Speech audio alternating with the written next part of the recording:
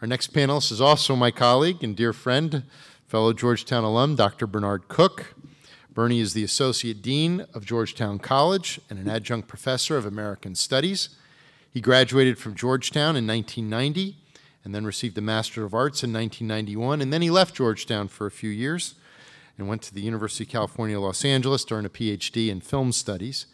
He currently teaches courses at Georgetown on social justice documentaries and the American documentary tradition, and his research centers on documentary video production, film and television, violence and spectatorship, and how the news covers war. He's the editor of Thelma and Louise. He worked on, that's a book about Thelma and Louise. He's worked on the short documentary Changing Room and has served on the Programming Advisory Committee for the Silver Docs International Documentary Film Festival at Georgetown. He also has served as the Associate Director of the John Carroll Scholars Program. We're very glad to have him with us tonight. Welcome, Bernie. Thank you, Jack. I would say that my primary interest in Project Rebirth and in this opportunity to bring it into my teaching is with it as a documentary film project. Those of you who have been around Project Rebirth for a while, as some of us have, know that in the history of the project, when Brian Rafferty came on board, Jim's talked about this a lot, Brian was able to sort of help expand the vision beyond a film into the center, the idea of the center now into what you're seeing happening before you, the ways in which the film opens out to conversations across discipline in the academy. I want to make sure we keep some focus back on it as a documentary film project specifically. As I listened to Alice, I was thinking about the ways in which memorials and museums are systems or structures of understanding and feeling. And documentary film is another such structure of understanding and feeling with specific histories and with specific examples. In film studies, often, I'd say usually, students and scholars look at products. So would typically look at, say, the 30-minute cut of this, and then bring some tools to bear, theoretical, critical, maybe historical, to try and understand what's there as a unity. In the humanities, we'd call it a text, you know, system of knowledge, and we'd get into that text, we'd unpack it, whatever your favorite metaphor is, unpack it, deconstruct it, find the silences or the absences. What's unique about what we've been able to do through Jim and Brian and Project Rebirth's generosity with their material is to get inside of your process, to be able to look at this universe of relatively raw footage, the interviews themselves, without editing. So each clip that you've seen examples of in Kathy's presentation are a start and a stop of the camera. There's no editing within those clips. And they include, importantly, Jim, which I'm not sure yet, we haven't really talked about this, whether Jim's voice or Jim himself is going to be in the final product. And I think that's... That? Yeah. Is that why you're looking at me? Yeah, no, I want to, if you want to talk about it, I'd be interested to hear.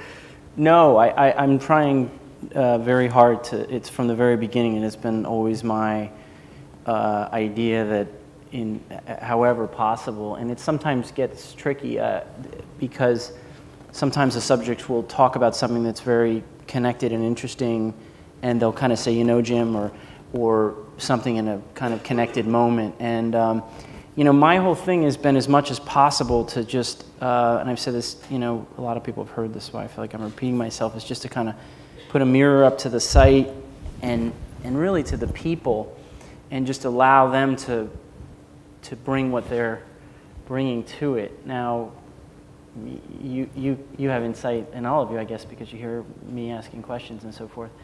But as much as possible, I don't want to. I just want it to be as much, I talk about it being as purely as possible, you know, the thoughts that they would have when, you know, they're taking a shower in the morning.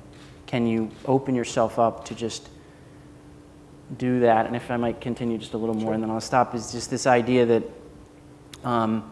really a lot of listening, as you may have noticed. You know, there's just a lot of allowing people to talk. And then as that process happens, I've said to a lot of them, you know, you're going to recognize that you're going to be walking along a road and you're going to sort of feel an alley. And, you know, my thing is go down that alley. Or I'll often say to them, you know, what was that? Because I see something come across their eyes, and they'll say, well, nothing. I'll say, what, you know, and they'll go, well, and then all of a sudden, boom, something just comes up that they've been thinking about. So as much as possible, I'm interested in a lot of those alleys and where they go, but as much as possible also not me being in it, you know.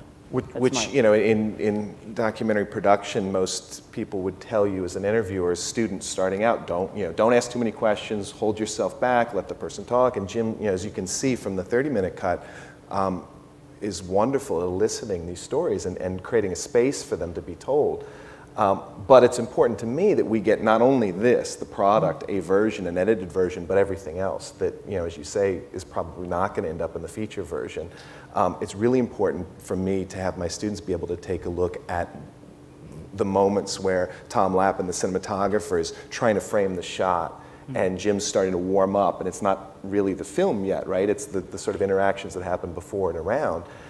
So at Georgetown, as Jack mentioned, I teach a course this spring called Social Justice Documentary Video. And so the idea with that course is to try and understand the very complex relations between media and social change, again, from the inside, as it were, by encouraging students, Georgetown students who don't have production experience in documentary, to take up the tools of filmmaking and to, in the course of a semester, produce collaboratively a short documentary work. So these students have pitched an idea, they've researched it, they've developed it. By a certain point in the semester, they've shot a considerable amount of interviews with folks and are moving into post-production. So it was at that point that I created an assignment using the Vital material. They had already done a lot of interviewing.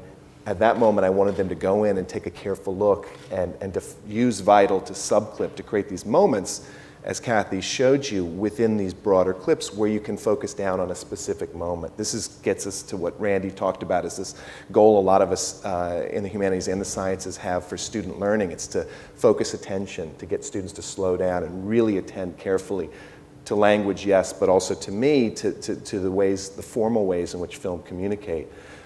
So I had students writing about things that you might feel like there's not much to be said about it, but literally the black background, the lighting, the framing, and what's the significance? You know, the students wrote the significance is there's a focus on the face and the human story. The face as a vehicle, gestural, as a way of communicating certain things about the story. Longitudinally, because the focus is consistent, the framing is consistent, you literally see the physical changes in the people as you hear the changes in the way in which their stories are evolving and the way they're telling their stories are changing.